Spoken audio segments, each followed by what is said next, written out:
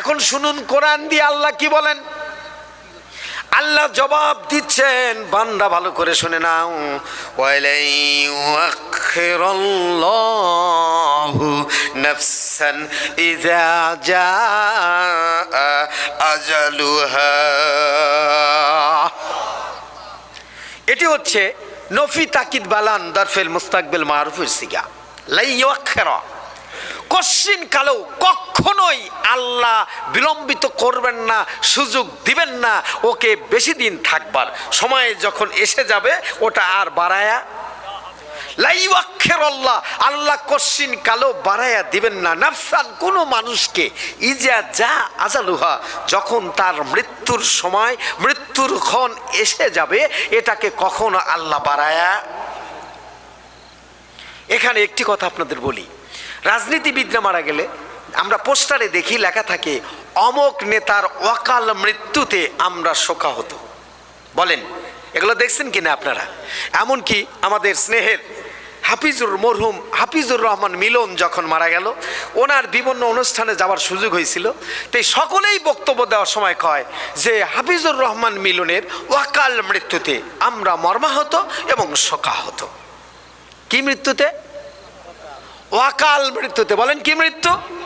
এখন ব্যাখ্যা শুনুন। ওয়া মানে হয় নাই, আর কাল মানে সময়। তাহলে কি দাঁড়ালো? সময় মানে হাফিজুরের মৃত্যুর সময় হচ্ছিল না, কিন্তু মৃত্যু কে দিছে? আল্লাহ জানে না? আল্লাহর একটু জ্ঞান নাই যে হাফিজুর কোন তারিখে কোন সময় মরবে? এই কথা বিশ্বাস করলে ঈমান থাকবে কি? এই আয়াতের ব্যাখ্যা শুনুন। আল্লাহ কারোরই মৃত্যু এক সেকেন্ড আগেও দেয় না, পরও আল্লাহ বর্ধিত করেন। অন্য আয়াত ব্যাখ্যায় নিয়ে আসি।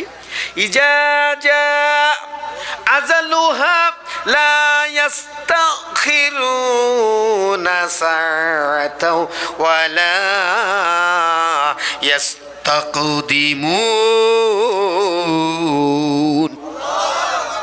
ইজা যা আজালুহা, পৃথিবীর কোন মানুষের যখন মরণক্ষণ চলে আসে, লা ইস্তাখিরুনা সাআতাও, এটা এক সেকেন্ড পরেও আসে না, ওয়ালা ইস্তাকদিমুন, এক সেকেন্ড আগেও আসে না, ঠিক কাটায় কাটায় মিলে আসে।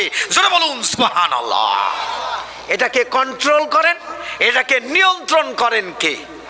আরো জোরে বলতে হবে কে? মাকানা লিনাফসিন আন তামুতা ইল্লা বিইজনিল্লাহ। আল্লাহ বলেছেন পৃথিবীতে এমন কোন প্রাণী নাই যার মৃত্যু হবে অথচ আল্লাহ জানে। অবশ্যই অন্য আয়াত সূরা আনামে যারা আলেমে পড়েছে ওরা পড়েছে ওমা তাসকাতু মিন ওয়ারাকাতিন মিনাশ শাজারা ইল্লা বিইলমিল্লাহ বা ইল্লা ইয়ালামুহুল্লাহ। অর্থাৎ গাছের একটা পাতাও আল্লাহর অজ্ঞাত সারে পড়ে না, গাছের একটা পাতা পড়লেও সে খবর জানে কি। তাহলে কোরআনুল কারীমের এই আয়াতগুলো দ্বারা প্রমাণিত হলো অকাল মৃত্যু বলে কোনো কিছু, যারা বলেন অকাল মৃত্যু বলে কোনো কিছু। এখন থেকে আমরা একটু বলবো, সবর করব।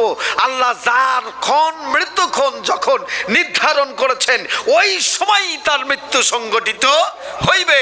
এখানে পৃথিবীর কারো কিছু বলার এবং করার নাই। মরণ মৃত্যু জীবন দিয়েছেন যিনি, মৃত্যু দিবেন তিনি।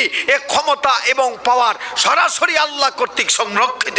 যারা বলুন সুবহানাল্লাহ।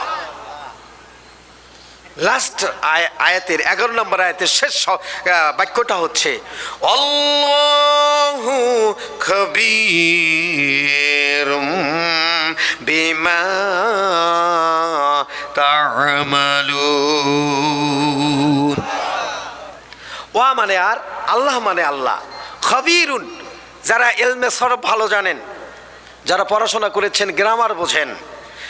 ইলমে সরফ না জানা থাকলে, ইলমুন নাহু না জানা থাকলে তার পক্ষে কোরআন নিয়ে কথা বলা জায়েজ নাই।